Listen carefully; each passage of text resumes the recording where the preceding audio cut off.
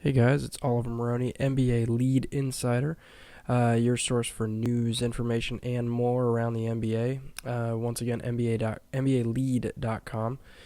We're going to talk about the top 5 free agents with the most to prove. I'm going to go down a list of a couple players that I think are definitely in that category.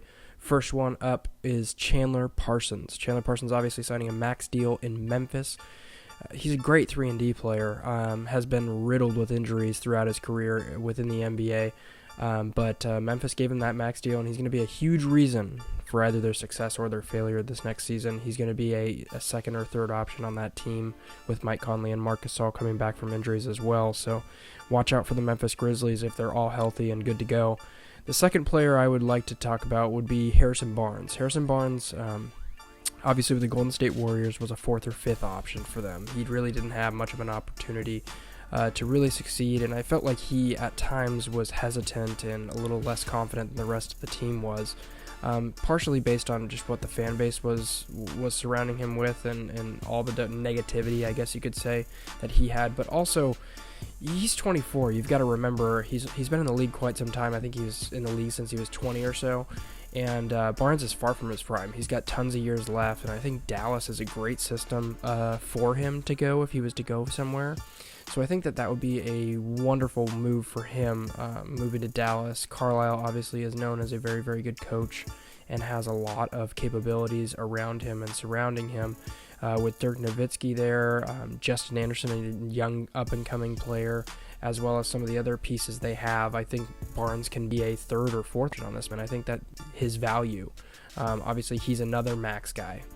Third guy on the list I would like to talk about would be Dwight Howard. Dwight Howard going back to his hometown. Dwight had some extreme difficulties off the court and on the court in Houston, and as well as LA, and didn't really end well in Orlando either. So Dwight has a lot to prove, and he's already came out and said that he wants to win a championship for Atlanta, so we'll see how that ends up.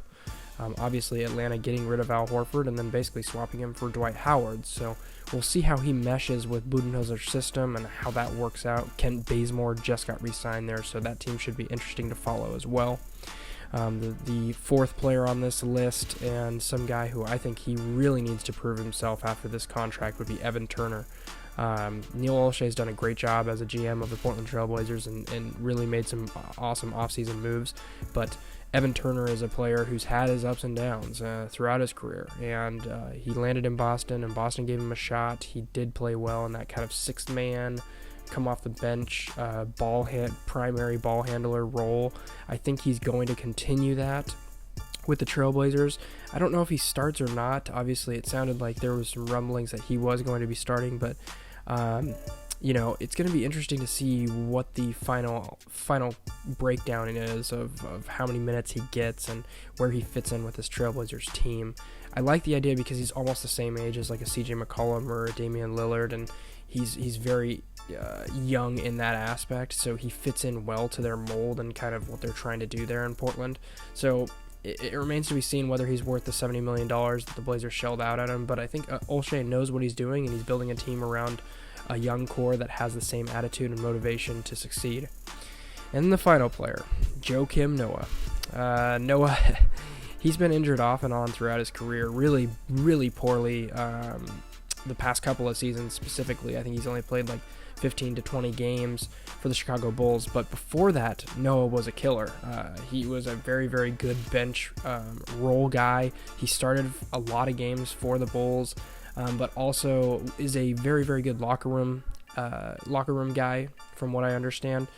Kind of a stable hold to a consistent playoff contender in the Bulls when they had Derrick Rose in his MVP prime, and a lot of other aspects and pieces around that team, with Tibbs obviously being the coach. So it's going to be interesting. The Knicks paid a really high price for Joakim Noah, so watching him and seeing him either succeed or not succeed will be extremely interesting in a huge market like New York.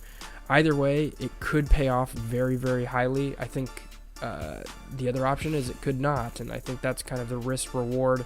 Probably the biggest boomer bust of the offseason or free agency is Joakim Noah, just because of how much they paid him. But if they get him in the 2010, 2011 kind of season and he's playing at that high level, I think you're going to see this pay off for the Knicks, and they could be kind of a sleeper in the Eastern Conference. Once again, this is Oliver Maroney, NBA Lead Insider, NBALead.com, your source for news, information, and more. Check us out there. Thanks, guys.